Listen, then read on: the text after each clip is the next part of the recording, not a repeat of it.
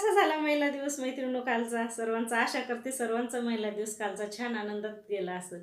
तर मैत्रिणींनो हां, घरच्यांच्या भरपूर भरभरून शुभेच्छा दिल्या असतील घरातल्यांनी महिला दिवसाच्या, नातेवाईकांनी गिफ्ट वगैरे दिले असतील घरच्यांनी. छान गेला असेल आणि कसं भरपूर ठिकाणी कार्यक्रम होते महिला दिनाचे आणि कॉलनी परत छोटे-मोठे कार्यक्रम होते. परत काही मैत्रिणींनी घरच्या घरी केक आणून सेलिब्रेशन केलं. असे छान कार्यक्रम वगैरे.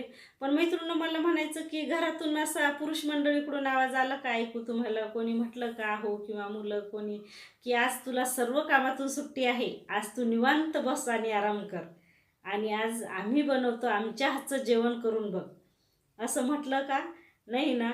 तर मैत्रिणींनो म्हणून एक दिवस पण पुरुष स्त्रीची बरोबरी घरच्या कामात म्हटलं की करू शकत नाही मैत्रिणींनो. म्हणून स्त्री ही घरचं सर्वस्व आहे मैत्रिणींनो.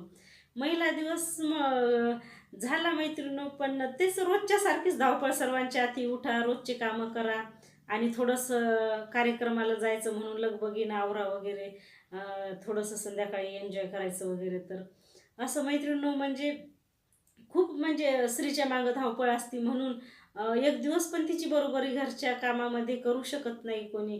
त्याच्यामुळे स्त्री ही घरचं सर्वस्व आहे मैत्रिणींनो.